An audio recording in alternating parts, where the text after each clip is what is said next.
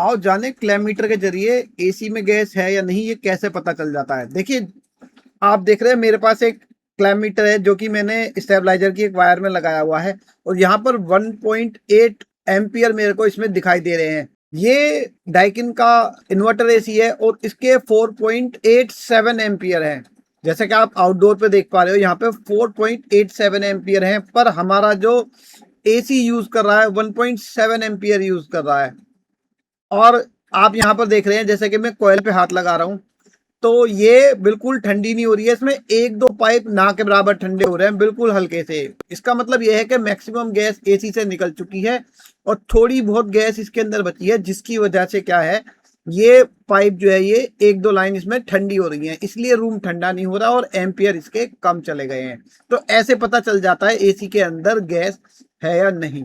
और आज के लिए इतना ही।